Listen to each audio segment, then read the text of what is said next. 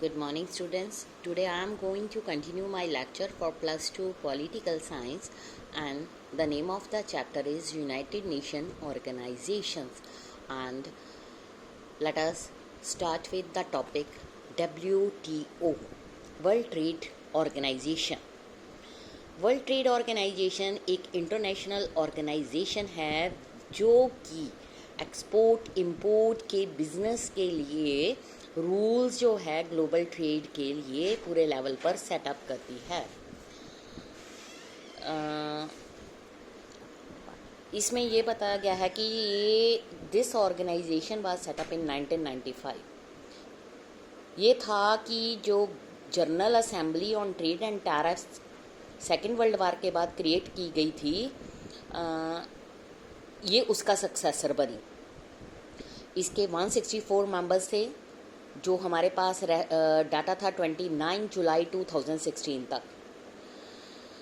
सारे डिसीजन जो all decisions are taken unambiguously, but major economic power जैसे US, European Union, Japan, उन्होंने अपने आप को मैनेज कर लिया ताकि वो वर्ल्ड ट्रेड ऑर्गेनाइजेशन के जो रूल्स और रेगुलेशन फ्रेम किए गए हैं उसको अडॉप्ट करें और जो ट्रेड है वो अपने इंटरेस्ट के अकॉर्डिंग उसको चलाएं। जो डेवलपिंग कंट्री थी वो हमेशा ही कंप्लेन करती थी non transparent procedures and being pushed around by big powers.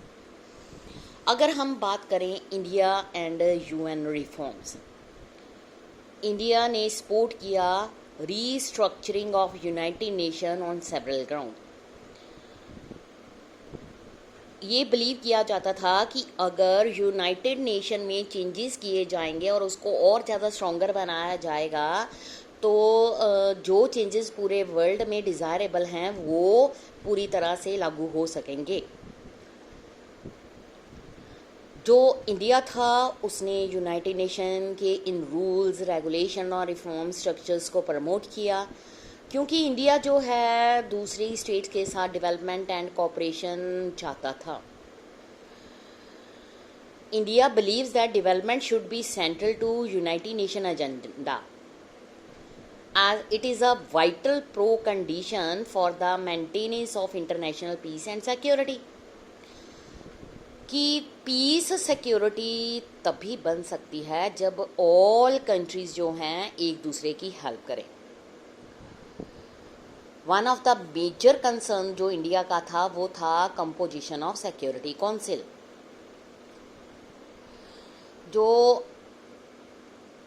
जिसमें जो मेंबर्स थे वो remain largely static in nature थे, जबकि यूएन जनरल असेंबली मेंबरशिप ठीक है वो एक्सपैंड होती जा रही थी। इंडिया ने ये कंसीडर किया कि जो सिक्योरिटी काउंसिल में रिप्रेजेंटेटिव करैक्टर वो एक दूसरे को हार्म कर सकता है। ये भी आर्ग्यू किया गया कि एक्सपेंडेड काउंसिल जो है उसमें ज़्यादा रिप्रेजेंटेशन हो गई तो वो वर्ल्ड कम्युनिटी में ज़्यादा सपोर्ट को इंजॉय करेगी। We should keep in mind that जो यूनाइटेड नेशन की मेंबरशिप है ठीक है, सिक्योरिटी काउंसिल जो है एक्सपैंड होती गई 11 to 15 मेंबर्स के बीच में इन 1965, लेकिन जो परमानेंट मेंबर्स थे उसमें कोई चेंज नहीं किया गया। साइज ऑफ काउंसिल जो था वो स्टेशनरी था। इसमें क्या हुआ, ये the fact remain that overwhelming majority of UN general assembly members जो थी वो डेवलपिंग कंट्री में रिमेन द सेम। इंडिया ने आर्ग्यू किया that they should also have a role in shaping the decision in security council which effect them. India जो support करता था कि permanent and non permanent members की numbers को increase किया जाए, वो ये भी आर्ग्यू करता था कि जो इसके रिप्रेजेंटेटिव्स हैं सिक्योरिटी काउंसिल जो है पास्ट 2 ईयर से इनकी एक्टिविटीज़ को इंक्रीज करती जा रही है। अब जो सिक्योरिटी काउंसिल्स के एक्शन थे वो डिपेंड कर रहे थे political support of international community. ये भी प्लान था restructuring of security council should therefore be broad based, because security council जो है उसमें मोस्टली डेवलपिंग कंट्रीज आ रही थी। India also wishes to be a permanent member in a restructured UN. वो बनना चाहता था, उसकी विश थी। India is the second most populous country in the world. अगर हम वर्ल्ड की पॉपुलेशन को कंपेयर करें तो ऑलमोस्ट 1/5 जो है पॉपुलेशन वो इंडिया में है। इंडिया में वर्ल्ड्स लार्जेस्ट डेमोक्रेसी है। इंडिया ने ऑल इनिशिएटिव जो यूएन ने लिए थे उनमें पार्टिसिपेट किया। इसका रोल जो यूएन पीस कीपिंग ऑपरेशंस था, जो एफर्ट थे जो यूनाइटेड नेशन ने लगाए थे उसमें भी इसने पार्ट किया था। कंट्रीज़ की economic emergence on the world stage is another factor that perhaps justifies India claim to permanent seat in Security Council। शायद किसी टाइम पर हो सकता है कि इंडिया क्लेम करे कि उसका भी परमानेंट मेंबरशिप में पार्ट होना चाहिए, सीट होनी चाहिए। इंडिया ने रेगुलर फाइनेंशियल कंट्रीब्यूशन यूएन के साथ रखी। कभी भी इसने फ्लैटर नहीं किया था पेमेंट्स के दौरान, क्योंकि इंडिया जानता था कि अगर परमानेंट मेंबरशिप सिक्योरिटी काउंसिल में मिल जाएगी, इसकी एक सिंबॉलिक इम्पोर्टेंस बन जाएगी पूरे वर्ल्ड में। It also signify countries growing importance in world affair. इस तरह से कंट्री जो है फॉरेन पॉलिसी में भी पार्टिसिपेट करेगी, उसको एडवांटेज मिलेगा और इसको ये ज़्यादा इन्फ्लुएंशियल बना देगी। इंडिया की विश थी कि वो भी permanent veto building member of UN का बने। कुछ कंट्रीज़ ने ये क्वेश्चन था कि इट्स इंक्लूजन नहीं होना चाहिए। नेबरिंग कंट्री लाइक पाकिस्तान, जिसका हमेशा के इंडिया के रिलेशंस के साथ ट्रबल ही रहा है, is not the only country that is reluctant to see India's become a permanent veto member of the Security Council। इसके अलावा कुछ country for instance are concern about India's nuclear weapon capability. कुछ others think करते थे कि its difficulties with Pakistan will make India ineffective as a permanent member. कुछ ये feel करते थे कि इंडिया को इंक्लूड करना चाहिए। कुछ अमर्जिंग पावर्स जो थी वो अकोमोडेटेड करना चाहती थी, such as Brazil, Germany, Japan, perhaps even South Africa, वो इसको अपोज कर रहे थे। वो ये फील कर रहे थे कि Africa and South Africa must represented in any expansion of permanent membership, since those are the only continents not to have representation in present structure. Given these concerns, it may not be easy for India to or anyone else to become a permanent member of UN in near future। United nation जो है unipolar है world पे। अगर हम बात करें reforms and restructuring of UN, hope है कि कुछ कंट्रीज जो हैं वो हेल्प करेंगी, कोप करेंगी यूनाइटेड नेशन के साथ और पूरे वर्ल्ड में इसको यूनिपोलर बनाएंगी। जबकि यूएस जो है मोस्ट पावरफुल कंट्री है, उसके साथ इसके कोई सीरियस राइवल्स नहीं हैं। क्या यूएन जो है बैलेंस अगेंस्ट यूएस डोमिनेंस कर सकेगा? Can it help maintain dialogue between rest of the world and the US and prevent America from doing whatever it wants? US की पावर को इजीली चेक नहीं किया जा सकता। First of all, disappearance of Soviet Union. US जो है only super power है after cold war. इसकी जो मिलिट्री इकोनॉमिक पावर, उसने यूएन को इग्नोर कर दिया है और दूसरी भी इंटरनेशनल ऑर्गेनाइजेशन को इग्नोर कर दिया है। सेकेंडली, अगर हम बात करें यूएन का जो इन्फ्लुएंस है यूएस में कंसिडरेबल है, सिंगल लार्जेस्ट कंट्रीब्यूटर है यूएन के लिए। यूएस की जो फाइनेंशियल पावर है उसके साथ कोई भी मैच नहीं कर पाएगा। यूएन जो है physically located with in US territory, gives Washington additional source of influence. इसके अलावा यूएस के बहुत सारे नेशनल्स हैं यूएन ब्यूरोक्रेसी में।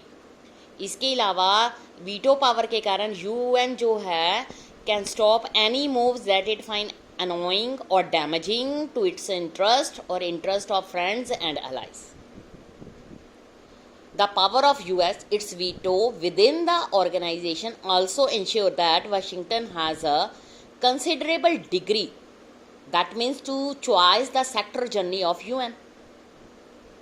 US जो है use the power to split the rest of the world to reduce opposition of its policy. UN जो है एक great balance है for US के लिए.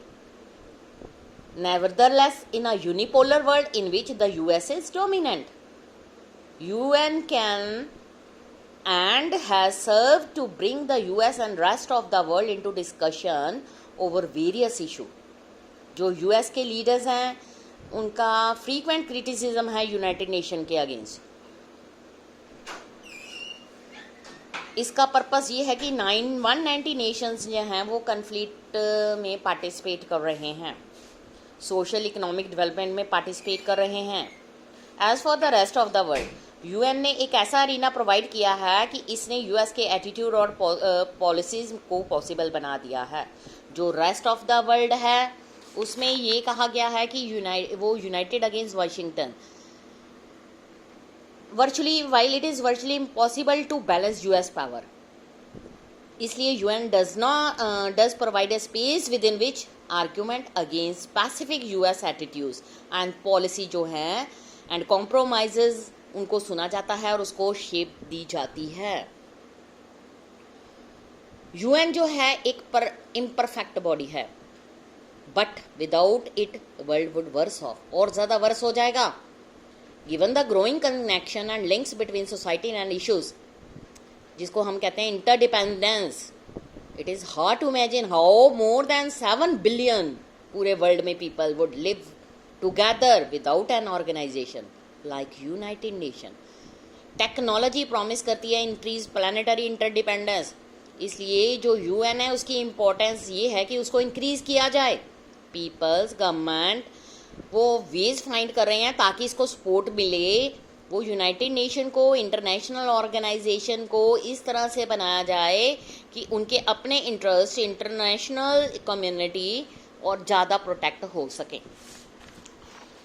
एमनेस्टी इंटरनेशनल क्या होता है? ये एक ऐसा एनजीओ है जो that campaigns for the protection of human rights all over the world. It promote respect, dignity of human beings, ठीक है, universal declaration of human rights. ये बिलीव करता है कि human rights are interdependent and indivisible. It prepares publish reports on human rights. Government जो है are not always happy with these reports, क्योंकि इसका major focus of Amnesty is the misconduct of government authority. Nevertheless these report जो है play an important role in research and advocacy on human right. Human Rights Watch ये another NGO है जो research and advocacy of human right पर search कर रही है. Largest international human right organization है यूएस में. ये ग्लोबल मीडिया की अटेंशन अपनी तरफ क्रिएट कर रही है. It help in building international कोalition like campaign of ban landmines to stop the use of child soldiers to establish the international criminal code. ये था बेटा यूनाइटेड नेशन ऑर्गेनाइजेशन चैप्टर. ये यहीं पर फिनिश हो गया. तो स्टूडेंट्स, आई होप आपको ये अच्छी तरह से अंडरस्टैंडिंग हो जाएगी कि यूनाइटेड नेशन ऑर्गेनाइजेशन क्या चीज़ है. Thank you students.